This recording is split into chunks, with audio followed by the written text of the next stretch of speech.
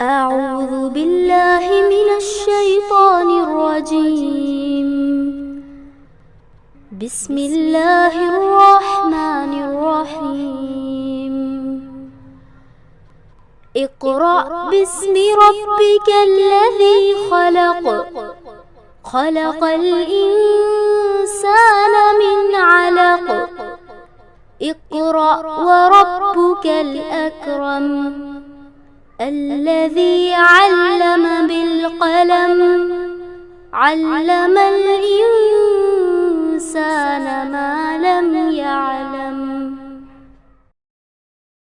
السلام علیکم ورحمۃ اللہ وبرکاتہ. رب اشرح لی صدری ویسر لی امری واحلل عقدۃ من لسانی یفقہوا قولی.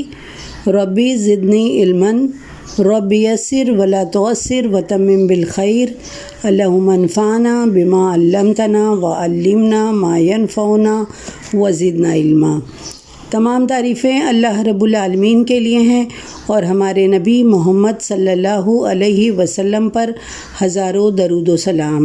پیاری بہنوں، آج ہم سورہ مائدہ کا سیکنڈ رکوع کی تفسیر سنیں گے. اللہ تعالیٰ سے دعا ہے کہ اللہ تعالیٰ ہم کو بہترین طریقے سے تفسیر کرنے کی توفیق عطا فرمائے اور آپ کو اس کو اچھی طرح سے سمجھنے کی اور اس پر عمل کرنے کی توفیق عطا فرمائے. اعوذ باللہ من الشیطان الرجیم. بسم اللہ الرحمن الرحیم. آیت نمبر سورہ مائدہ سیکنڈ رکوع آیت نمبر 6. یا ایہا الذین، اے لوگو، یا ایہا الذین آمنوا، اے وہ لوگو جو ایمان لائے ہو، اذا قمتم الی الصلاۃ، جب تم نماز ادا کرنے کے لیے اٹھو، فاغسلوا، تو کیا کرو، دھو لو، کیا وجوہکم، اپنے چہروں کو دھو لو، وایدیکم، اور اپنے ہاتھوں کو، الی المرافق، یعنی کوہنیوں تک دھو لو اپنے ہاتھوں کو، وامسحوا، اور مسح کر لو، برؤوسکم، اپنے سروں کا، وارجلکم، اور اپنے پاؤں کو دھو لو، الی الکعبین، ٹخنوں تک دھو لیا کرو.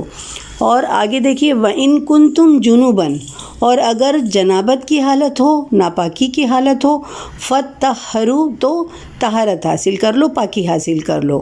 پھر آگے دیکھیے، وَإِن كُنتُمْ مَرْضَىٰ، اور اگر تم مریض ہو، او علی سفرٍ، یا سفر میں ہو، او جاء احد منکم من الغائط، یا تم میں سے کوئی رفع حاجت، تم میں سے کوئی شخص رفع حاجت کر کے آئے، یعنی واش روم سے آئے، او لامستم النساء، یا تم نے عورتوں کو چھوا ہو، فلم تجدوا ماء، پھر تمہیں پانی نہ مل رہا ہو، فتیمموا، تو تم تیمم کر لو، صعیدا طیبا، پاک مٹی سے تیمم کر لو، فامسحوا، پھر تم مسح کرو، بوجوہکم، یعنی اپنے چہرے کا، وایدیکم، اور اپنے ہاتھوں کا، منہ، اس سے، کس سے، پاک مٹی سے. ما یرید اللہ، اللہ تم پر ما یرید اللہ لیجعل علیکم من حرج، اللہ تم پر زندگی کو تنگ نہیں کرنا چاہتا ہے، ولیکن یرید، لیکن اللہ چاہتا ہے، لیطہرکم، تاکہ تمہیں پاک کر دے، ولیتم نعمتہ، اور اللہ تعالیٰ تم پر اپنی نعمت کو تمام کرنا چاہتا ہے، علیکم لعلکم تشکرون، تاکہ تم اس کے شکر گزار بنو. تو بہنوں دیکھیے، یہ جو آیت نمبر 6 ہے، اس میں اللہ تعالیٰ فرما رہے ہیں کہ اے ایمان والو. اللہ تعالیٰ کس سے مخاطب ہے؟ اللہ تعالیٰ ایمان والوں سے مخاطب ہے. اور اللہ تعالیٰ مخاطب کر کے ایمان والوں کو اللہ تعالیٰ کیا فرما رہے ہیں؟ اللہ تعالیٰ فرما رہے ہیں کہ جب نماز ادا کرنے کے لیے اٹھو تو پہلے اپنے منہ اور کوہنیوں تک ہاتھ کو دھو لو. پھر آگے اللہ تعالیٰ کیا فرما رہے ہیں؟ وامسحوا، اور اپنے سروں کا مسح کر لو اور اپنے پاؤں ٹخنوں تک دھو لیا کرو. اور اگر جنابت کی حالت میں ہو، جنابت کا مطلب کیا ہوتا ہے بہنوں؟ کہ جنابت مطلب یہ ہوتا ہے ناپاکی کی حالت ہوتی ہے، وہ حالت جس میں میاں بیوی کی ملاقات ہوئی ہے تو اس کو کہتے ہیں جنابت کی حالت. تو اگر جنابت کی حالت میں اس وقت انسان پاک نہیں ہوتا جب تک کہ وہ غسل نہ کر لے. تو اللہ تعالیٰ فرما رہے ہیں کہ اگر جنابت کی حالت میں ہے، ناپاکی کی حالت میں ہو، تو نہا کر طہارت حاصل کر لو. پھر آگے بھی اللہ تعالیٰ فرما رہے ہیں کہ ہاں، اگر تم مریض ہو یا سفر سفر میں ہو، یا تم میں سے کوئی شخص رفع حاجت کر کے آئے یعنی واش روم سے آئے، یا تم نے عورتوں کو چھوا ہو، پھر تمہیں پانی نہ مل رہا ہو تو پاک مٹی سے کام لو، پھر اس سے یعنی پاک مٹی سے اپنے چہروں اور اپنے ہاتھوں کا مسح کر لو۔ اللہ تم پر زندگی کو تنگ نہیں کرنا چاہتا، بلکہ وہ تو یہ چاہتا ہے کہ تمہیں پاک کرے اور تم پر اپنی نعمت پوری کرے تاکہ تم اس کے شکر گزار بنو۔ تو یہاں پر اللہ تعالیٰ فرما رہے ہیں، اس کے پہلے والی آیات میں اس کے نفس کی طہارت کے احکام بیان کیے گئے تھے سورہ مائدہ کی پہلی رکوع میں۔ اب اس جو یہ آیت ہم لوگ پڑھ رہے ہیں، اس میں جسم کی طہارت یعنی جسم کی پاکی کے احکام بیان کر رہے ہیں۔ مطلب کیا؟ وضو، تیمم اور غسل جنابت کا ذکر یہاں پر آیا ہوا ہے۔ تو ایک دفعہ حضرت عثمان رضی اللہ تعالیٰ عنہ نے پانی کا برتن منگایا، پھر اپنے ہتھیلیوں پر 3 بار پانی ڈال کر انہیں دھویا، پھر داہنا ہاتھ برتن میں ڈالا، پھر کلی کی، پھر ناک جاڑی۔ یہ وضو کرنے کا طریقہ بتایا جا رہا ہے۔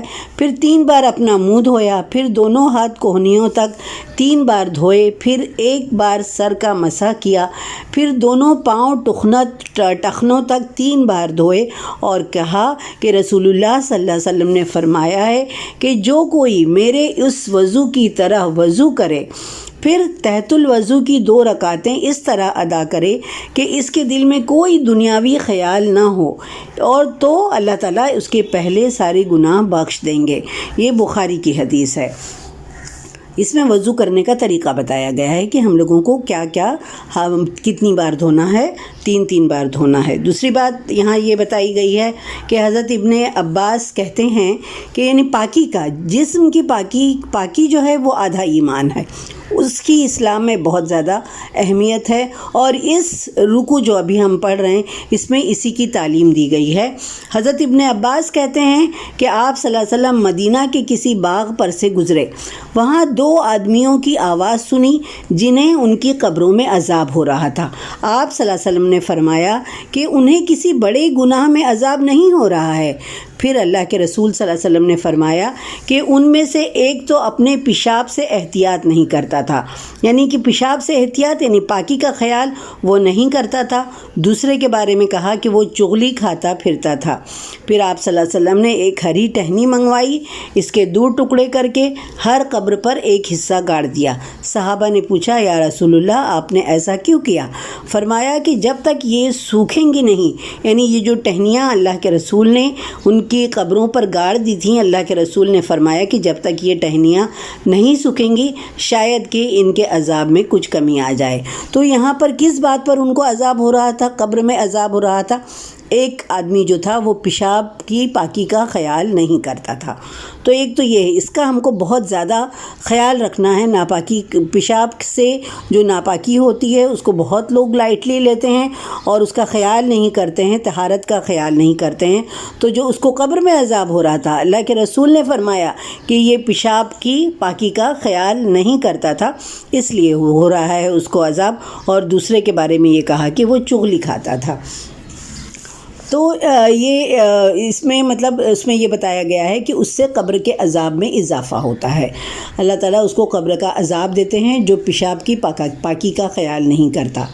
ایک اور حدیث ہے کہ ابو ہریرہ کہتے ہیں کہ میں نے آپ صلی اللہ علیہ وسلم کو یہ کہتے ہوئے سنا کہ جس شخص کو حدث ہو اس کی نماز قبول نہیں ہوتی ہے جب تک وہ وضو نہ کر لے۔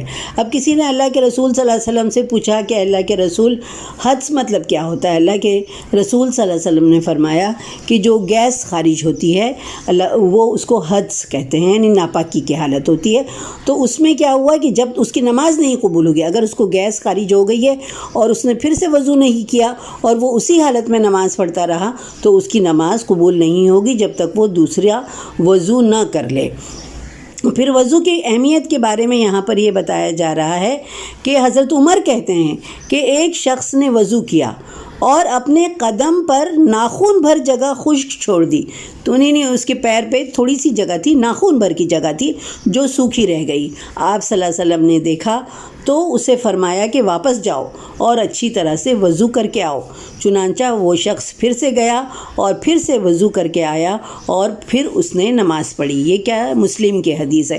یعنی اتنی سی بھی جگہ جو ہے وہ سوکھی نہیں رہنی چاہیے، بلکہ جو ہے ہر چیز جو ہے وہ تر ہو جانی چاہیے، بال برابر حصہ بھی جو ہے وہ سوکھا نہیں رہنا چاہیے۔ اگر وہ ہو، اللہ کے رسول نے دیکھا ایک شخص کو اور اس کو پھر سے وضو کرنے کے لیے بھیجا، تو یہ بتانے کا مقصد یہ ہے، یہ حدیث کا مقصد یہ ہے کہ ہم کو وضو کرتے وقت انتہائی محتاط رہنا چاہیے۔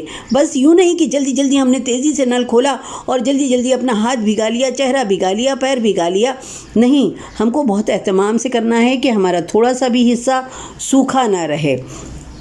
پھر ایک اور حدیث ہے بہنوں، اس کو سن لیجئے کہ حضرت عبداللہ بن عمر کہتے ہیں کہ ہم ایک سفر میں اللہ کے رسول صلی اللہ علیہ وسلم سے پیچھے رہ گئے۔ آپ نے ہمیں اس حال میں پایا کہ نماز کا وقت ہو گیا تھا اور ہم وضو کر رہے تھے، اپنے پاؤں پر مسح کر رہے تھے، تو آپ صلی اللہ علیہ وسلم نے 3 مرتبہ بلند آواز سے پکارا کہ ان خشک ایڑیوں کے لیے بربادی ہے۔ یعنی انہوں نے دھیان سے وضو نہیں کیا، ان کی ایڑیاں جو تھیں وہ خشک رہ گئی تھیں، تو اللہ کے رسول صلی اللہ علیہ وسلم نے فرمایا کہ ان خشک ایڑیوں کے لیے بربادی ہے۔ یعنی تم نماز ادا کرو گے تو تمہاری تو نماز ہی نہیں ہوئی، نماز قبول ہی نہیں ہوئی، اور نماز کے بارے میں سب سے زیادہ پوچھ ہوگی۔ تو ہم کو کیا کرنا ہے؟ بہت احتیاط سے کام لینا ہے، وضو مکمل کرنا ہے۔ جلدی جلدی کر کے ہم کو یہ نہیں کرنا ہے کہ کچھ حصہ جو ہے ہم سوکھا چھوڑ دیں، تو بہت احتیاط کے ساتھ ہم کو وضو کرنا ہے۔ اب وضو میں جو ہیں کچھ فرائض ہیں۔ وضو کے فرائض یہ ہیں کہ کس کو، جن چیزوں کو اللہ تعالیٰ نے، جن اعضاء کو دھونے کا ذکر آیا ہے ان کو دھونا فرض ہے۔ تو وہ کیا ہیں؟ اپنے چہرے کو دھونا فرائض، مطلب دیکھیں کچھ ہوتے ہیں فرض اور کچھ ہوتے ہیں سنت۔ تو یہاں میں آپ کو وضو کے فرائض بتا رہی ہوں کہ اپنے چہرے کو دھونا، اپنے ہاتھوں کو کوہنیوں تک دھونا، مطلب کوہنیاں، پھر اس کے بعد اپنے سر کا مسح کرنا اور اپنے دونوں پاؤں کو ٹخنوں تک دھونا، یعنی ٹخنوں تک ایڑی سب پوری جو ہے وہ گیلی ہو جانی چاہیے۔ تو 4 چیزیں جو ہیں وہ وضو کے فرائض میں شامل ہیں۔ یہی چیز اگر آپ نہیں کرو گے تو آپ کا وضو نہیں ہوگا۔ کیا چیزیں ہیں وہ؟ اپنے چہروں کو دھونا، اپنے ہاتھوں کو کوہنیوں تک دھونا، اپنے سر کا مسح کرنا اور اپنے دونوں پاؤں کو ٹخنوں تک دھونا۔ یہ وضو کے فرائض ہیں۔ یہ 4 چیزیں اگر آپ کر لیں گے تو آپ کا وضو ہو جائے گا۔ باقی چیزیں جو ہیں، ناک میں پانی ڈالنا، کلی کرنا، یہ ساری سنت ہیں وضو کی۔ چلیے دیکھیں، ہم مختصر میں وضو کی سنتیں بھی دیکھ لیتے ہیں۔ وضو کی سنتوں میں کیا کیا چیزیں شامل آتی ہیں کہ گٹوں، جو ہاتھ کا جو ہتھیلی کا گٹا ہے وہاں تک ہاتھ دھونا، کلی کرنا، ناک میں پانی جھاڑنا، اور اس کے بعد وضو، ناک صاف کرنا، وضو سے پہلے ہاتھ دھونا، اگر مسواک کرنا ہے تو مسواک کرنا، اور پاؤں دھونا، داڑھی میں خلال کرنا، یہ ساری چیزیں جو ہے وہ سنت میں آتی ہیں۔ پھر دونوں ہاتھوں سے سر کے اگلے حصے کا مسح کرنا، یہ ساری چیزیں وضو کے سنتوں میں آتی ہیں۔ پھر ایک اور حدیث ہے، یہاں پر یہ سنیے کہ جن اعضاء کو اللہ کے تعالیٰ نے، اللہ کے رسول صلی اللہ علیہ وسلم نے دھونے کا ذکر کیا ہے، انہیں ایک بار دھونے سے بھی فرض ادا ہو جاتا ہے، اور سنت یہ ہے کہ انہیں 2 یا 3 بار دھویا جائے۔ 3 بار دھونا جو ہے وہ افضل ہے۔ اسی طرح کلی کرنا، ناک میں پانی ڈالنا، 3 بار یہ کرنا بھی افضل ہے، اور 3 بار سے زیادہ اگر آپ کریں گے تو یہ مکروہ ہے۔ پھر اس کے بعد پہلے دایاں ہاتھ دھویا جائے، پھر بایاں ہاتھ دھویا جائے، اور پیروں میں بھی یہی ترتیب رکھنی چاہیے کہ پہلے رائٹ ہینڈ پھر لیفٹ ہینڈ کرنا ہے۔ اس کے بعد کہ ہر نماز کے لیے نئے سرے سے وضو کرنا واجب نہیں ہے، بلکہ ایک ہی وضو سے آپ کئی نمازیں بھی پڑھ سکتی ہیں اگر آپ کا وضو نہیں ٹوٹا ہے تو۔ اور سفر میں وضو کرنے کا ایک خاص طریقہ یہ ہے کہ آپ وضو کر لیں اور موزہ پہن لیں، کیونکہ پیر دھونے میں ہی زیادہ مشکل آتی ہے۔ آپ وضو کر لیں اور موزہ پہن لیں، اور اس کے بعد جب آپ وضو کریں گے تو آپ جو صرف پیروں پر مسح کر لیں، گیلا ہاتھ کر کے اپنے موزوں کے اوپر پھیر لیں۔ تو تو جب ہم سفر میں ہوتے ہیں، اگر ہم نے وضو کر کے موزہ پہنا ہے تو وہ جو ہمارا وضو ہے وہ مسح ہم 3 دن تک اس کے اوپر مسح کر سکتے ہیں، 3 دن تک وہ ویلڈ رہے گا۔ مگر اگر آپ گھر کے اندر ہیں، بہت ٹھنڈک ہے اور آپ نے وضو کر کے موزہ پہن لیا ہے تو وہ آپ کا جو مسح کرنا جو ہے وہ 1 دن تک صرف اس کے اوپر آپ مطلب موزے کے اوپر آپ مسح کر سکتے ہیں، صرف 1 دن وہ ویلڈ رہے گا۔ تو پیاری بہنوں، یہ تھا وضو کا طریقہ جو اس میں بتایا گیا ہے قرآن میں کی آیت میں، اور اس کی ڈیٹیل میں ابھی آپ نے وضو کرنے کا طریقہ سیکھا، وضو کے فرائض سیکھے، وضو کی سنتیں سیکھی، موزوں پر مسح کرنے کا حکم آپ نے دیکھا۔ آگے اللہ تعالیٰ کیا فرما رہے ہیں کہ اللہ تعالیٰ آگے فرما رہے ہیں کہ وَإِن كُنتُم مَرْضَىٰ، اب اللہ تعالیٰ فرما رہے ہیں کہ اگر تم مریض ہو یا سفر میں ہو تو یا تم میں سے کوئی شخص جو ہے واش روم سے آئے یا تم نے عورتوں کو چھوا ہو، پھر تمہیں پانی نہ مل رہا ہو تو پاک مٹی سے کام لو اور پھر اس سے اپنے چہروں اور ہاتھوں کا مسح کر لو۔ اللہ تم پر زندگی کو تنگ نہیں کرنا چاہتا ہے، بلکہ وہ تو یہ چاہتا ہے کہ تمہیں پاک کرے اور تم پر اپنی نعمت کو پوری کرے۔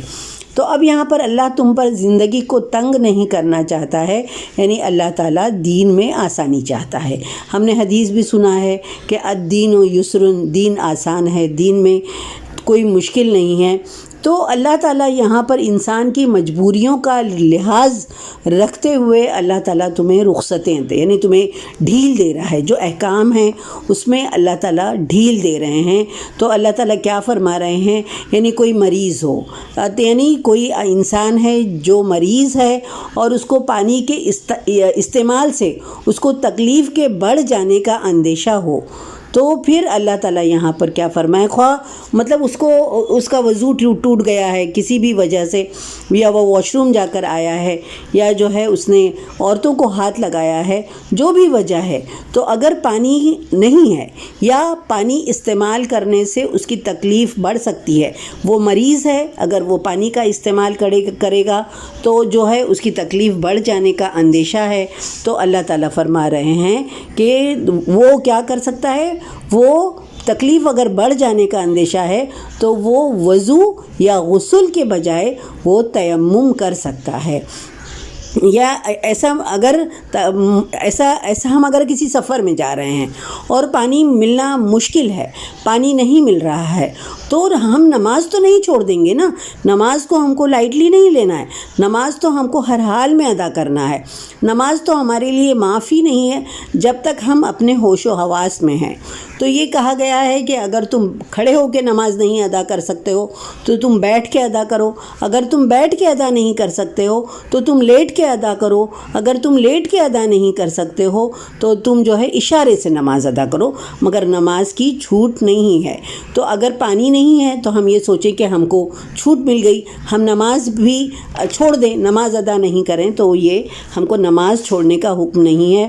یہ ساری کنڈیشنز جو یہاں پر بتائی گئی ہیں کہ اگر تم واش روم میں سے آئے ہو، یا تمہارا وضو ٹوٹ گیا ہے، یا تم کو غسل کرنے کی حاجت ہے، یا تم نے عورتوں کو ہاتھ لگایا ہے، اور پھر اس کے بعد جو ہے اگر تم کو نماز کا ٹائم آ گیا، پانی میسر نہیں ہے، پانی ہے اور تم وضو نہیں کر سکتے ہو کیونکہ پانی کے استعمال سے تمہاری تکلیف بڑھ جائے گی، تو اللہ تعالیٰ فرما رہے ہیں کہ غسل کرنے کے وضو یا غسل کی جگہ پر تیمم کر لینا چاہیے، جو مطلب اس کو یہ اللہ تعالیٰ نے انسانوں کے لیے آسانی کی ہے۔ کوئی یہ نہ کہے کہ وضو کرنے کا کوئی ذریعہ نظر نہیں آ رہا ہے تو ہم کیا کریں گے، نماز چھوڑ دیں گے۔ اب اکثر یہ لوگ اللہ تعالیٰ فرما رہے ہیں تیمم کرو، یہاں پر ہے نا، تو یہاں پر یہ بتایا اللہ تعالیٰ نے جس طرح سے نفس کی پاکیزگی کے احکام نازل کیے ہیں اس کے پہلے والی سورہ میں، اس کے پہلے والی رکوع میں، اسی طرح اللہ تعالیٰ نے یہاں پر ساتھ میں جسم کی پاکیزگی کے احکام بھی اللہ تعالیٰ نے سکھائے ہیں یعنی ایک مسلمان کے لیے جسم کی صفائی بھی اتنی ہی ضروری ہے جتنی نفس کی پاکیزگی اور صفائی، یعنی اس کا باطن بھی پاک ہونا چاہیے اور اس کا ظاہر بھی جو ہے وہ پاک ہونا چاہیے۔ اس لیے اللہ کے رسول صلی اللہ علیہ وسلم نے فرمایا کہ جسمانی صفائی ایمان کا آدھا حصہ ہے یا آدھا ایمان ہے۔ تو اللہ تعالیٰ یہاں پر فرما رہے ہیں کہ اگر پانی میسر نہیں ہے تو تم کیا کر لو؟ تیمم کر لو۔ تیمم کرنے کا طریقہ بھی یہ بتایا گیا ہے یہاں پر، انشاءاللہ ہم آگے دیکھتے ہیں۔ تو تیمم کس سے کر سکتے ہیں ہم لوگ؟ پاک مٹی سے۔ اللہ تعالیٰ نے ہم کو اس میں یہ فرمایا ہے کہ پانی میسر نہیں ہے یا پانی استعمال کرنے سے ہماری تکلیف بڑھ جانے کا اندیشہ ہے، ہم مریض ہیں، تو اللہ تعالیٰ نے کہا کہ تم پاک مٹی پر ہاتھ مار کر تم تیمم کر سکتے ہو۔ تیمم کرنے کا طریقہ انشاءاللہ میں بتاتی ہوں ابھی آپ کو۔ بہنوں دیکھیے یہاں پر جو یہ بتایا گیا ہے کہ ہم غسل کی حاجت ہو یا وضو کرنے کی حاجت ہو، اگر پانی میسر نہ ہو تو ہم تیمم کر لیں۔ تیمم کرنے کا طریقہ یہ ہے کہ ہم مٹی، جہاں پر مٹی موجود ہو تو ہم کیا کریں، اس کے اوپر اپنے دونوں ہاتھ ماریں اور اس کے بعد اس کو پھونک دیں۔ پھونکنے کا مقصد یہ ہے کہ جو ایکسس مٹی ہمارے ہاتھ میں لگی ہوئی ہے، جو زیادہ مٹی ہمارے ہاتھ میں لگی ہوئی ہے، وہ مٹی اڑ جائے۔ پھر جتنی بھی مٹی ہمارے ہاتھ میں لگی ہوئی ہے، ہم جو ہے اس سے اپنے چہروں کا اور اپنے ہاتھوں کا مسح کر لیں۔ کہیں کہیں یہ آیا ہے کہ پورے ہاتھ یا کوہنیوں تک ہاتھ کا مسح کریں، یا کہیں کہیں یہ آیا ہوا ہے کہ ہم اپنے جو کلائی تک کا مسح کریں، مگر کہیں پر یہ آیا ہے کہ پورے ہاتھ کا ہم مسح کریں۔ تو یہ ہے تیمم کرنے کا طریقہ۔ مٹی پہ ہاتھ مار کے پھر اس کے بعد اس کو جھاڑ دیں، پھر اپنے چہرے کا مسح کریں اور اس کے بعد اپنے ہاتھ کا مسح کریں۔ اللہ تعالیٰ کیا فرما رہے ہیں کہ وہ اللہ تعالیٰ جو ہے چاہتا ہے کہ تمہیں پاک کرے، یعنی مٹی سے بھی پاکی حاصل کر لو۔ تم غسل کرنے کے لیے پانی نہیں ہے تو تم مٹی سے بھی پاکی حاصل کر سکتے ہو، اور اللہ تعالیٰ تم پر اپنی نعمت پوری کرے تاکہ تم اس کے شکر گزار بنو۔ تو یعنی اللہ تم پر اپنی نعمت پوری کرے۔ یہ اس لیے کہا گیا ہے کہ اسلام سے پہلے تمام دنیا کے لوگ، یہ جو عربوں کا ذکر ہے، عرب کے بارے میں بات ہو رہی ہے کہ عرب جو تھے وہ قبیلوں میں بٹے ہوئے تھے، قبیلہ وہ قبیلوں میں رہتے تھے وہ لوگ، اور وہ تمام قبیلے جو تھے وہ ایک دوسرے کے دشمن تھے۔ یعنی قبائلی جنگیں جو ہیں وہ بہت عام تھیں، بہت زیادہ وہ لوگ قبائلی جنگوں میں ملوث رہتے تھے، لڑائی جھگڑا بہت عام تھا، اور اگر کوئی قتل کر دیا گیا تو اس سے جو ہے جو جس قاتل کے گھر والے اس سے بدلہ لیں گے، پھر اس کے بعد اب اس کے یہاں ان کا کوئی قتل ہو گیا تو ان سے بدلہ لیا جائے گا۔ یعنی یہ سلسلہ کبھی ختم ہی نہیں ہوتا تھا، ان کی اولاد پھر ان کی اولاد پھر ان کی اولاد، یہ ایک دوسرے کا قتل کرتے رہتے تھے، اور زندگی جو ہے وہ ان کی حرام ہو گئی تھی۔ کس سے حرام ہو گئی تھی؟ یہ قبائلی جنگیں جو ہو رہی تھیں اس سے ان کی زندگی ایک دم جو ہے مشکل ہو گئی تھی، حرام ہو گئی تھی، اور وہ ہر وقت یہ سوچتے رہتے تھے کہ کیسے ہم کو اس سے نجات ملے گی، مگر ان کو کوئی راہ نظر نہیں آ رہی تھی۔ پھر اللہ تعالیٰ نے ان کے اوپر بہت سارے احسانات کیے۔ یعنی اللہ تعالیٰ نے سب سے پہلا کام یہ کیا، وہ جو روتی سسکتی بلکتی ہوئی انسانیت پر اللہ تعالیٰ کو رحم آ گیا، اور اللہ تعالیٰ نے انہیں اسلام کی توفیق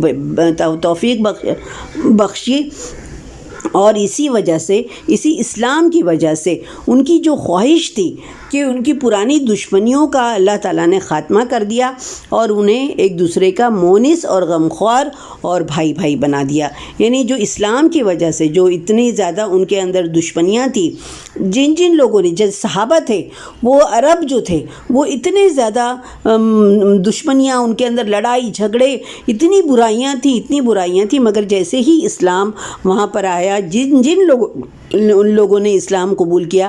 صحابہ کی زندگیوں پر آپ غور کریں، اللہ کے رسول صلی اللہ علیہ وسلم کے ساتھی جو تھے، جو مسلمان ہو گئے تھے، ان کی زندگیاں جو ہیں وہ یکلخت چینج ہو گئیں، اور جو وہ دشمنی جو ہے اس کا خاتمہ ہو گیا، اور وہ لوگ آپس میں بھائی کی طرح سے زندگی گزارنے لگے۔ یہ تھا اللہ تعالیٰ کی نعمت، ان کے اوپر، اور اللہ تعالیٰ چاہتا ہے کہ اللہ تعالیٰ تم پر اپنی نعمت کو پوری کر دے تاکہ تم ایک دوسرے کے شکر گزار بن جاؤ۔ اور آگے کی آیت کو دیکھتے ہیں، وَاذْكُرُوا، اور یاد کرو، نعمت اللہ، اللہ کی نعمت کو یاد کرو، علیکم، تم پر، وَاذْكُرُوا نعمت اللہ علیکم، اور تم اللہ کی نعمت کو یاد کرو جو اس نے تم کو عطا کی، وَمِثَاقَهُ الَّذِي وَاثَقَكُم بِهِ، اور اس پختہ عہد کو بھی یاد رکھو جو اس نے تم سے لیا، اِذْ قُلْتُم، جب تم نے کہا، سَمِعْنَا وَأَطَعْنَا، کیا کہا تم نے؟ ہم نے سنا اور ہم نے اطاعت قبول کی، تم نے یہ کہا تھا۔ تو اللہ تعالیٰ کیا فرما رہے ہیں کہ جب تم نے یہ کہا، وَاتَّقُوا اللَّهَ، تم نے کہا ہم نے سنا اور ہم نے اطاعت کی، وَاتَّقُوا اللَّهَ، اور اللہ سے ڈرتے رہو، إِنَّ اللَّهَ عَلِيمٌ بِذَاتِ الصُّدُورِ، بے شک اللہ جو ہے وہ دلوں کی باتیں بھی خوب اچھی طرح سے جانتا ہے، تمہاری سینوں کے رازوں کو بھی اللہ تعالیٰ بخوبی جانتا ہے۔ تو دیکھیے یہاں پر کیا کہہ رہے ہیں اللہ تعالیٰ کہ اللہ کے اس احسان کو یاد کرو جو اس نے تم پر کیا، یعنی تم کو اسلام کی نعمت عطا کی، اور وہ اسلام کی نعمت سے تم جو ہے آپس میں بھائی بن گئے، ایک دوسرے کے مونس بن گئے، غمخوار بن گئے تم ایک دوسرے کے۔ اور پھر اللہ تعالیٰ آگے کیا فرما رہے ہیں کہ، اور دیکھیے یہ جو اس میں اس کے پہلے والی آیت میں آپ نے پڑھا کہ تیمم جو ہے، تیمم سے جو ہے پاکی حاصل ہو سکتی ہے۔ تو اللہ کے رسول صلی اللہ علیہ وسلم جب پیغمبر بنے تھے تو اللہ تعالیٰ نے ان کو کچھ خاص انعامات سے نوازا تھا جو کسی اور پیغمبر کو نہیں عطا کیے تھے۔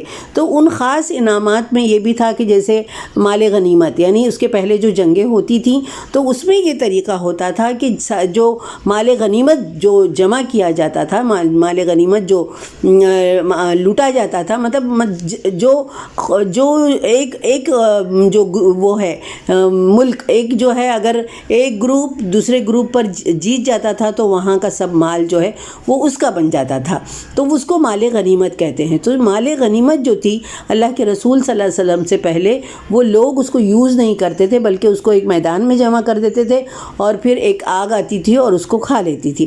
مگر جو یہاں پر مال غنیمت اللہ کے رسول صلی اللہ علیہ وسلم پر سورہ انفال میں آپ نے پڑھیں گے انشاءاللہ کہ وہ مال غنیمت اللہ کے رسول صلی اللہ علیہ وسلم کے لیے جائز کر دیا گیا تھا کہ جو بھی مال تم کو جنگ میں ہاتھ لگے گا وہ تمہارا ہو جائے گا، یعنی جس نے جو جنگی فوجی ہیں وہ ان کا ہو جائے گا۔ اس میں اللہ کے رسول کا بھی کچھ حصہ تھا، سورہ انفال میں انشاءاللہ ہم پڑھیں گے۔ دوسری بات یہ جو تھی کہ جو تیمم کرنے کا حکم آیا ہے یہ اللہ کے رسول صلی اللہ علیہ وسلم پر انعام تھا، یہ کہ مطلب تم پاک، کہیں کی بھی مٹی اللہ کے رسول صلی اللہ علیہ وسلم کے لیے پاک کر دی گئی تھی، یعنی وہ مٹی پر ہاتھ مارتے تھے، اور اگر غسل کرنے کی حاجت ہے تو وہ مٹی، وہ تمام دنیا میں کسی بھی جگہ کی مٹی، کوئی خاص مٹی نہیں کہی گئی تھی، بلکہ یہ کہا گیا تھا کہ تم مٹی پر ہاتھ مارو اور جو ہے اس سے اپنے چہروں کا، ہاتھوں کا مسح کر لو اور تم پاکی حاصل کر لو اس سے۔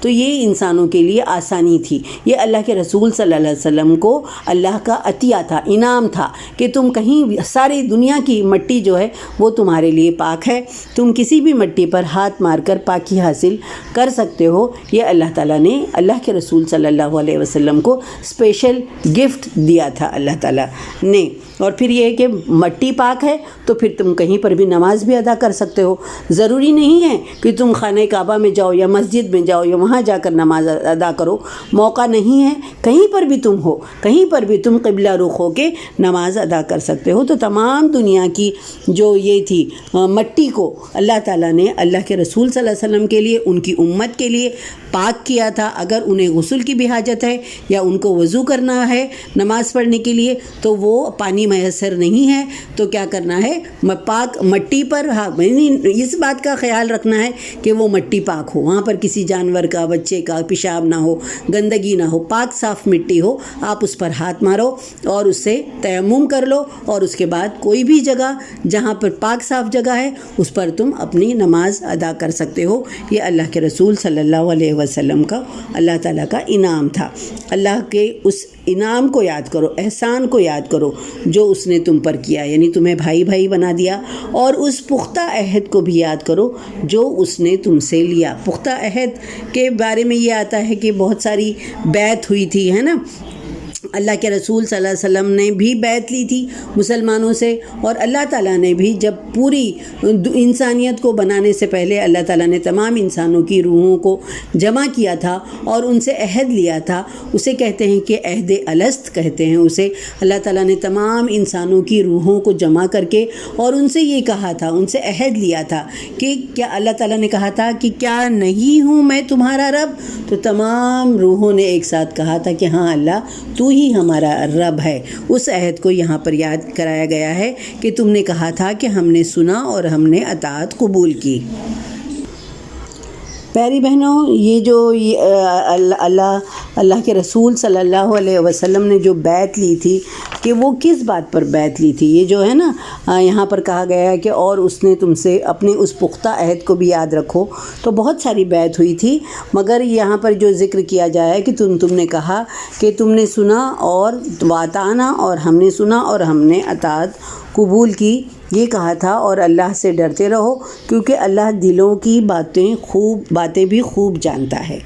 تو یہ جو یہاں پر کہا گیا ہے کہ عہد لیا، تو اللہ کے رسول صلی اللہ علیہ وسلم نے ان سے کہا تھا جن سے بیعت لے رہے تھے اللہ کے رسول مسلمانوں سے، تو ان سے یہ کہا تھا کہ اس بات کا عہد کرو کہ تم دین حق کی اشاعت میں میری پوری مدد کرو گے، ہے نا۔ ہم مسلمانوں کا کیا ہے کہ اب جو ہے کوئی رسول نہیں آئے گا، اور اس وقت جب اللہ کے رسول صلی اللہ علیہ وسلم زندہ تھے، جو لوگ مسلمان ہو گئے تھے ان سے اس بات پر بیعت لے لی گئی کہ تم اللہ کا دین پھیلانے میں اللہ کے رسول کی، مسلمانوں کی پوری مدد کرو گے۔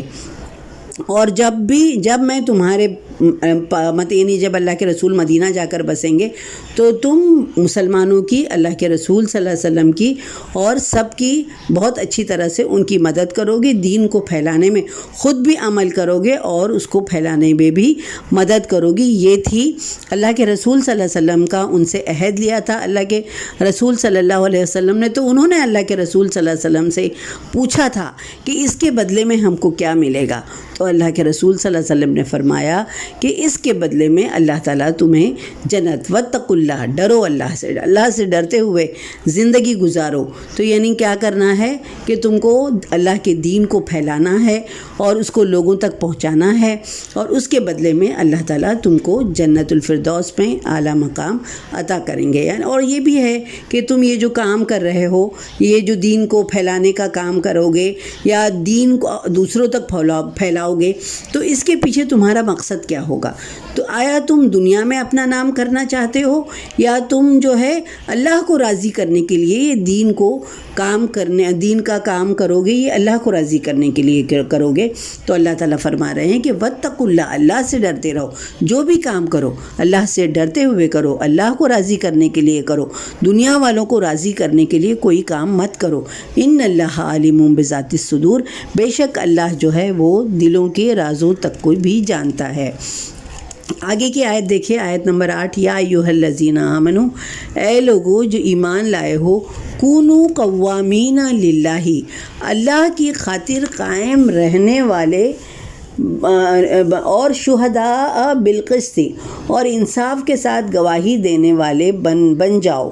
ولا یجرمنکم شنآن قوم اللہ تعدلوا، اور اللہ تعالیٰ فرما رہے ہیں کہ کسی قوم کی دشمنی تمہیں اس بات پر مشتعل نہ کر دے کہ تم عدل کو چھوڑ دو، انصاف کو چھوڑ دو۔ ہوا اقرب للتقوی، انصاف کیا ہے، عدل کیا ہے، وہ اقرب للتقوی، تقوی سے زیادہ قریب تر ہے۔ پھر اللہ تعالیٰ فرما رہے ہیں کہ واتقوا اللہ، اور اللہ سے ڈرو، ان اللہ خبیر بما تعملون، بے شک اللہ جو ہے وہ باخبر ہے تمہارے عملوں سے، یہ یہاں پر اللہ تعالیٰ فرما رہے ہیں کہ اللہ تعالیٰ ایمان والوں سے مخاطب ہیں، اور وہ اللہ تعالیٰ فرما رہے ہیں کہ اے ایمان والو، اللہ کی خاطر قائم رہنے والے اور انصاف کے ساتھ گواہی دینے والے بنو، اور کسی قوم کی دشمنی تمہیں اس بات پر اتنا آمادہ نہ کر دے کہ تم انصاف کو چھوڑ دو، تم عدل کو چھوڑ دو، عدل کیا کرو، یہی بات تقویٰ کے قریب ہے۔ تقویٰ مطلب کیا ہے؟ اللہ سے ڈرنا۔ تو اللہ تعالیٰ فرما رہے کہ اللہ سے تم ڈرتے رہو، اور جو کچھ تم کرتے ہو یقیناً اللہ اس سے باخبر ہے۔ تو دیکھیے اس میں یہ بتایا جا رہا ہے کہ دشمن قوم پر بھی گواہی میں انصاف کرنا چاہیے۔ تو یہ اس کے پہلے بھی سورہ نساء میں یہ مضمون گزر چکا ہے کہ اللہ کی خاطر انصاف پر قائم رہو، اور گواہی بھی دو تو انصاف کے لیے دو، یعنی کبھی یہ نہ ہو خواہ یہ جو تمہاری گواہی ہے تمہارے اپنے خلاف جا رہی ہے یا تمہارے کسی قریب رشتہ دار کے خلاف جا رہی ہے یا تمہارے والدین کے خلاف جا رہی ہے، تو اس میں تم انصاف کا دامن مت چھوڑو۔ گواہی کا جو نظام ہے اس میں یہی بتایا گیا ہے کہ تم انصاف کرو، ہمیشہ گواہی جو ہے انصاف کے ساتھ تم کو گواہی دینا چاہیے، اور چاہے اس کی زد میں تمہاری خود کی جان آئے یا تمہارے قریبی رشتہ دار کی جان آ جائے۔ تو بہنوں، یہاں پر اس آیت میں یہ بتایا جا رہا ہے کہ انصاف سے کام لینا چاہیے، گواہی بھی اگر دینا چاہیے، تو اس آیت میں یہ سمجھایا جا رہا ہے کہ تمہاری جو پرانی دشمنیاں ہیں اور قبائلی دشمنیاں ہیں اس سے تم بالکل بے نیاز ہو جاؤ اور انصاف کی گواہی دیا کرو۔ کسی شخص کی یا کسی قوم کی دشمنی تمہاری گواہی پر یا تمہارے انصاف پر ہرگز اثر انداز نہیں ہونا چاہیے۔ تو یہاں پر ایک انصاری کا واقعہ ہے، اس کو مثال کے طور پر پیش کیا ہے کہ ایک انصاری تھے جس نے کسی مسلمان کی ایک ذرہ چرا لی، تو پھر اور اس کے بعد اسے یہودی کے پاس امانت کے طور پہ رکھ دیا۔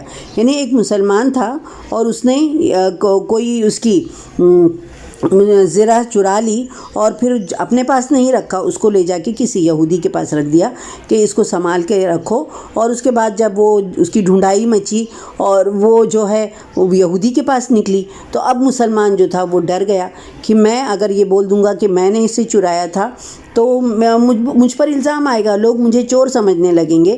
تو اس نے کہا کہ نہیں یہ تو میری نہیں ہے، یہودی کہہ رہا ہے کہ یہ مسلمان جو ہے یہ میرے پاس رکھ کر گیا ہے اس کو، تو وہ مسلمان ماننے کو ہی نہیں تیار ہے، تو اور سارا بلیم جو ہے وہ یہودی کے پاس آ گیا، کیونکہ وہ زرہ جو تھی وہ یہودی کے پاس رکھی تھی۔ اب وہ یہودی کے پاس کوئی ثبوت نہیں تھا کہ یہ مسلمان نے یہ زرہ لا کر اس کو دی ہے۔ آخر میں کیا ہوا کہ اللہ کے رسول صلی اللہ علیہ وسلم کے پاس یہ مقدمہ گیا، اور وہ جو ہے جو مسلمان تھا وہ منافق تھا، حالانکہ تو وہ یہ سوچ رہا تھا کہ میں مسلمان ہوں، اس لیے اللہ کے رسول صلی اللہ علیہ وسلم یہودی کے مقابلے میں میری حمایت کریں گے، اور جو یہ مقدمہ ہے اس کا جو فیصلہ میرے حق میں کریں گے، مسلمان کے حق میں کریں گے، یہودی کے حق میں نہیں کریں گے۔ اور پھر کیا ہوا کہ انہوں نے وہ جو چور تھا، مسلمان تھا، وہ بھی ان کے گھر والے بھی اللہ کے رسول صلی اللہ علیہ وسلم کے پاس گئے، اور اس کے بعد جو ہے انہوں نے کہا کہ آپ مسلمان کے حق میں گواہی دیجئے، مگر یہ ہے کہ اللہ کے رسول صلی اللہ علیہ وسلم نے یہودی کے خلاف اور اس منافق کے حق میں فیصلہ کر دیتے۔ اللہ کے رسول قریب تھا، کیونکہ وہ جو سارے فیصلہ کیسے ہوتا ہے بہنوں کہ ثبوت اور گواہوں پر تو ہوتا ہے، تو ممکن تھا کہ اللہ کے رسول صلی اللہ علیہ وسلم بھی ان کے انفلوئنس میں آ جاتے اور وہ یہودی کے خلاف اور منافق کے حق میں فیصلہ کر دیتے، مگر اللہ تعالیٰ نے وحی کے ذریعے سے اللہ کے رسول صلی اللہ علیہ وسلم کو تمام حقیقت بتا دی، اور اس کے بعد اللہ کے رسول صلی اللہ علیہ وسلم نے یہودی کے حق میں فیصلہ دے دیا، اور منافق جو ہے وہ بس وہ یہی گانا گاتا رہا کہ میں مسلمان تھا، مگر اللہ کے رسول صلی اللہ علیہ وسلم نے میری حمایت نہیں کی۔ اس آیت میں وہی بتایا جا رہا ہے کہ تمام مسلمانوں کے لیے اس آیت میں اللہ کی طرف سے یہ ہدایت دی گئی ہے کہ جس شخص کے حق میں تمہیں گواہی دینا پڑے، گواہی بالکل ٹھیک دیا کرو، خواہ جو ہے تمہارا دوست ہے یا دشمن قوم سے تعلق رکھتا ہے، اس سے تم کو کوئی مطلب نہیں ہونا چاہیے، کیونکہ تم میں عدل اور انصاف اور تقوی پیدا کرنے والے یہ ساری چیزیں جو ہے ان سے تم میں جو ہے تقوی پیدا ہوگا۔ یہ تمام چیزیں بہت اثر انداز ہوتی ہیں اگر تم اس بات کا خیال نہیں کرو کہ تم گواہی جس کے حق میں دے رہے ہو وہ مسلمان ہے یا غیر مسلم ہے۔ گواہی دیتے وقت ہر لمحہ یہ خیال رہنا چاہیے کہ جو کچھ تم کہو گے اللہ اسے سن رہا ہے اور جو کچھ تم کرو گے اللہ اسے دیکھ رہا ہے۔ تو یہاں پر یہی فرمایا گیا ہے کہ کونوا قوامین للہ، یعنی اللہ کے دین کو قائم کرنے والے بن جاؤ، اللہ کے دین کے لیے انصاف کے ساتھ گواہی دینے والے بنو، اور کسی کی دشمنی، کسی قوم کی دشمنی یا کسی فرد کی دشمنی تمہیں اتنا نہ وہ کر دے کہ تم حق کا ساتھ چھوڑ دو اور تم ناانصافی یعنی جھوٹ کے ساتھ ہو جاؤ اور حق کا ساتھ چھوڑ دو۔ اس کے لیے تم کو بالکل اس سے روکا گیا ہے، اور پھر بعد میں اس بات سے ڈرایا گیا ہے کہ اگر تم ایسا کرو گے تو یہ تقوی سے زیادہ قریب ہے، اور جو کچھ تم کر رہے ہو یقیناً اللہ تعالیٰ سب کچھ دیکھ رہا ہے۔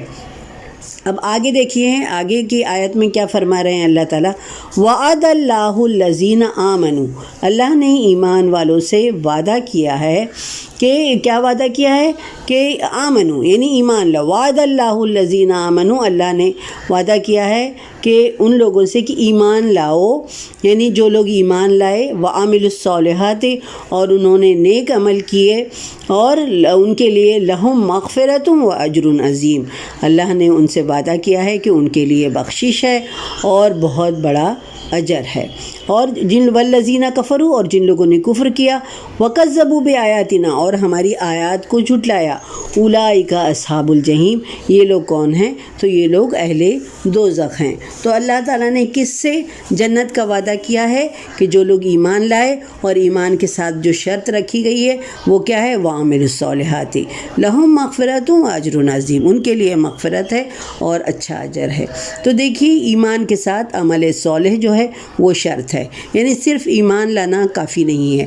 اگر آپ نے زبانی اقرار کر لیا کہ اے اللہ ہم ایمان لائے، ہم نے سنا، ہم نے اطاعت کی، اقرار کر دیا ہے، مگر یہ ہے کہ ہم کو کیا کرنا ہے، اس کے ساتھ عمل صالح بھی کرنا ہے۔ یعنی یہاں پر اللہ تعالیٰ نے دو طرح کے لوگوں کا، دو طرح کے اعمال کا ذکر فرمایا، ایک ایمان کا۔ سب سے پہلی چیز کیا ہے کہ ایمان لانا، ہم ایمان لائے۔ دوسری چیز یہاں پر کیا بتائی گئی ہے کہ عمل صالح بتائی گئی ہے، اور دو طرح کا وعدہ فرمایا ہے۔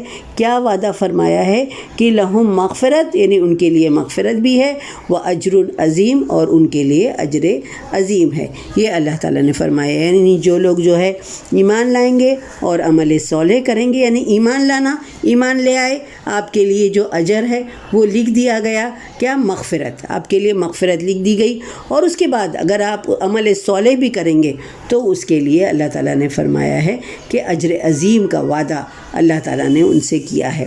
اور پھر اسی کے ساتھ اللہ تعالیٰ نے کافروں کا بھی ذکر کر دیا کہ والذین کفروا، جو لوگ انکار کرنے والے ہیں، اللہ کے احکام کو نہیں ماننے والے ہیں، وکذبوا، اور اسے جھٹلانے والے ہیں۔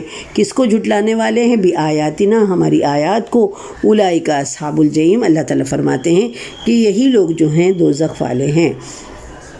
یا ایھا الذین آمنوا، اے لوگو جو ایمان لائے ہو، اذکروا یعنی یاد کرو، نعمت اللہ، اللہ کی نعمت کو، یعنی اللہ کا وہ احسان یاد کرو، علیکم، تم پر اللہ کا جو احسان ہے اس کو یاد کرو، اذ ہم قوم ان یبسطوا الیکم، یا تم اللہ کے اس احسان کو یاد کرو جو اس نے تم پر کیا جب مخالف قوم، اذ ہم قوم ان یبسطوا الیکم ایدیہم، جب مخالف قوم نے تم پر دست درازی کا ارادہ کیا، فکف ایدیہم، تو اللہ تعالیٰ نے ان کے ہاتھ روک دیے، عنکم، تمہاری طرف بڑھنے سے اللہ نے ان کے ہاتھ روک دیے، واتقوا اللہ، اور اللہ سے ڈرو، وعلی اللہ فلیتوکل المؤمنون، اور مومنوں کو اللہ پر ہی بھروسہ کرنا چاہیے۔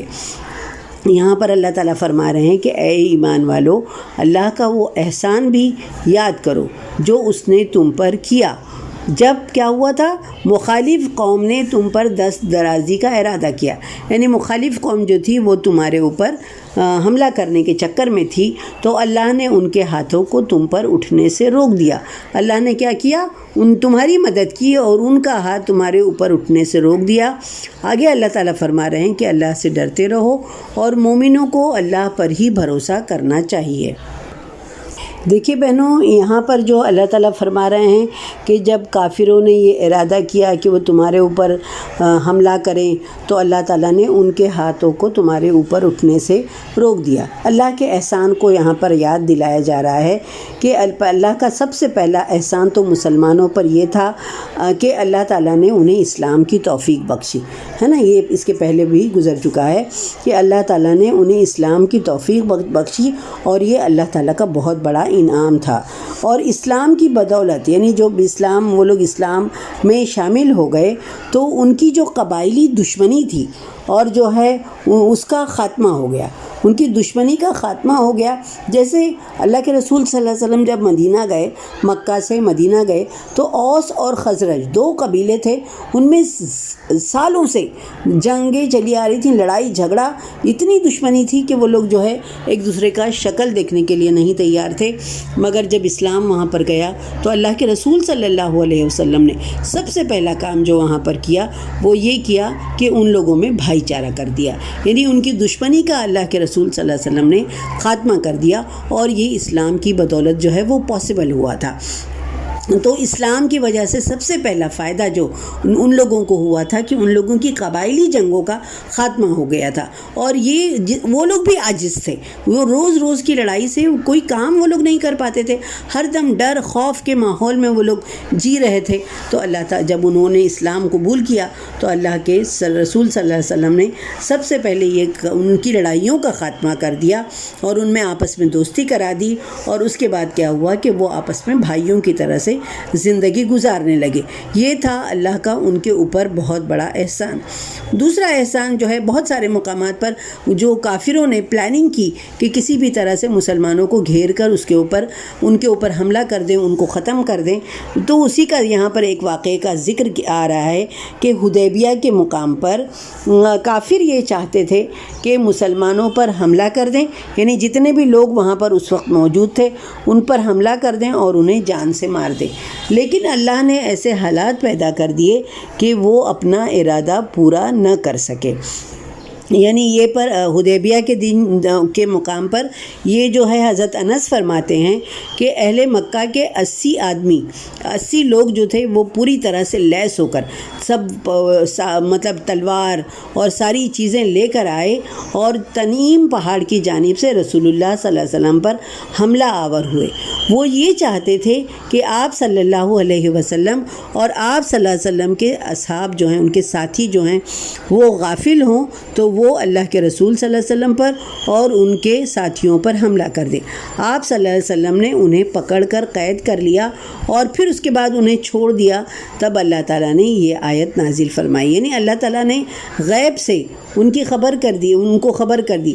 اللہ تعالیٰ نے یہ آیت نازل فرمائی کہ یاد کرو اللہ کی اس احسان کو، یاد کرو جو اس نے تم پر کیا جب قوم نے تم پر دست درازی کا ارادہ کیا، یعنی چھپ کر تمہارے اوپر حملہ کرنے کا ارادہ کیا تو اللہ نے ان کے ہاتھوں کو تم پر اٹھنے سے روک دیا۔ یعنی کیا کیا اللہ تعالیٰ نے؟ ایک تو اللہ کے رسول صلی اللہ علیہ وسلم کو غیب سے بتا دیا، اور اس کے بعد ان لوگوں کو حملہ کرنے سے اللہ نے روک دیا، اور اس کے بعد جو ہے یہ بات جو ہے مسلمانوں کے حق میں گئی اور ان لوگوں کی جان اللہ تعالیٰ نے بچا لی۔ ایک اور واقعہ یہاں پر آتا ہے کہ سلمہ بن عقو کہتے ہیں کہ میرے چچا عامر نے قبیلہ ابلاد کے ایک مکرز نامی شخص کو، جو ایک جھول پڑے ہوئے گھوڑے پر سوار اور 70 مشرکوں کے ساتھ تھا، گھیر کر اللہ کے رسول صلی اللہ علیہ وسلم کے پاس لے آئے۔ آپ صلی اللہ علیہ وسلم نے ان مشرکوں کی طرف دیکھا اور پھر فرمایا انہیں چھوڑ دو۔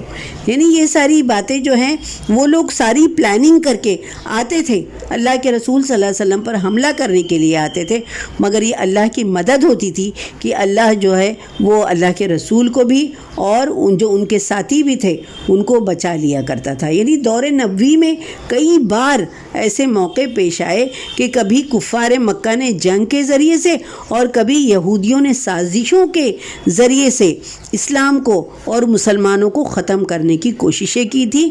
پھر کبھی تو اللہ نے وحی کے ذریعے سے مسلمانوں کو دشمن کی سازش سے آگاہ کر دیا تھا، ان کو بتا دیا تھا، اور کبھی ایسے حالات پیدا کر دیے تھے کہ کافروں کو حملہ کرنے کی جرأت ہی نہ ہو سکی. وہ تیاری کے ساتھ، پوری کوشش کے ساتھ آئے تھے کہ مسلمانوں پر حملہ کریں گے، اللہ کے رسول صلی اللہ علیہ وسلم پر حملہ کریں گے، مگر اللہ تعالیٰ نے غیب سے ان کی مدد کی اور مسلمانوں کی حفاظت کی. اس آیت میں اللہ تعالیٰ وہی فرما رہے ہیں کہ اللہ تعالیٰ نے ان کے ہاتھوں کو تمہارے اوپر اٹھنے سے روک دیا اور تم اللہ سے ڈرتے رہو. اور مومنوں کو اللہ ہی پر بھروسہ کرنا چاہیے. مومنوں کو اپنی قوت بازو پر بالکل بھروسہ نہیں کرنا چاہیے. کس پر بھروسہ کرنا چاہیے؟ اللہ پر. یعنی ہم اپنی پوری کوشش کر لیں، اپنے بچاؤ کی پوری کوشش کر لیں اور اس کے بعد ہم اللہ پر توکل کریں. ایک بار اللہ کے رسول صلی اللہ علیہ وسلم سے کسی صحابی نے پوچھا کہ اے اللہ کے رسول، یہ میرا اونٹ ہے تو آپ کیا کہتے ہیں مجھے، میں اونٹ کو باندھ کر اللہ پر توکل کروں یا اونٹ کو کھلا چھوڑ دوں اور اللہ پر توکل کروں؟ تو اللہ کے رسول صلی اللہ علیہ وسلم نے فرمایا کہ نہیں، پہلے اونٹ کو باندھو اور پھر اللہ پر توکل کرو. تو کیا اس سے کیا تعلیم ملتی ہے ہم کو کہ ہم کو سارے جو حالات ہیں، جو ہر چیز سے ہم کو احتیاطی تدابیر جو ہے، ہم کو وہ احتیاطی تدابیر بروئے کار لا کر اور پھر اس کے اوپر بعد اللہ پر توکل کرنا چاہیے. یعنی ہم کو صرف یہ نہیں کہ میں نے تو اپنے اونٹ کو باندھ دیا اب تو اس کو کوئی کچھ نہیں کر سکتا، یہ نہیں. ہم نے اونٹ کو باندھا اور پھر ہم نے اللہ پر توکل کیا، ہے نا. جیسے یہ کہا گیا ہے کہ بیمار اگر کوئی ہے تو اس کو یہ نہیں کرنا چاہیے کہ بس اللہ پر توکل کر کے بیٹھے رہو، دوا مت کرو، علاج مت کرو، کچھ مت کرو اور اللہ پر توکل کر کے بیٹھے رہو کہ اللہ ہے، اللہ مجھے ٹھیک کر دے گا. نہیں، ہم کو کیا کرنا ہے، ہم کو علاج بھی کرنا ہے، ڈاکٹر کے پاس بھی جانا ہے اور اس کے بعد صرف ڈاکٹر کے اوپر بھروسہ کر کے نہیں بیٹھ جانا ہے، بلکہ ہم کو کیا کرنا ہے، اللہ پر توکل کرنا ہے، اللہ پر بھروسہ کرنا ہے. اور جو ہے اللہ جو ہے وہ ہمارا حامی اور مددگار ہوگا. یہ ہمارا ایمان ہونا چاہیے کہ صرف ڈاکٹر پر نہیں بھروسہ، ہم کو صرف اللہ پر بھروسہ کرنا ہے. ہم نے تمام احتیاطی تدابیر استعمال کر لی اور اس کے بعد اب ہم نے اللہ پر بھروسہ کر لیا. اللہ تعالیٰ سے دعا ہے کہ اللہ تعالیٰ جو ہے وہ ہم کو ایسا ایمان عطا فرمائے کہ ہمارا ایمان جو ہے مکمل ایمان ہم کو عطا فرمائے. ہم اللہ سے ڈرتے ہوئے زندگی کے ہر شعبے میں اللہ سے ڈرتے ہوئے زندگی گزاریں اور کبھی جو ہے صرف اپنے اوپر بھروسہ کر کے نہیں بیٹھ جائیں. ہر کام میں ہم کو اللہ سے مدد حاصل کرنی ہے انشاءاللہ تعالی. صدق اللہ العلی العظیم. چلیے ہم لوگ دعا پڑھ لیتے ہیں. قرآن پڑھنے کے بعد کی دعا ہے اعوذ باللہ من الشیطان الرجیم بسم اللہ الرحمن الرحیم. اللہم آنس وحشتی فی قبری اللہم ارحمنی بالقرآن العظیم واجعلہ لی اماما ونورا وہدا ورحمہ. اللہم ذکرنی منہ ما نسیت وعلمنی منہ ما جہلت وارزقنی تلاوتہ آناء اللیل وآناء النہار واجعلہ لی حجتہ یا رب العالمین. آمین یا رب العالمین. سبحان اللہ سبحانک اللہم وبحمدک نشہد ان لا الہ الا انت نستغفرک ونتوب الیک. السلام علیکم ورحمۃ اللہ وبرکاتہ.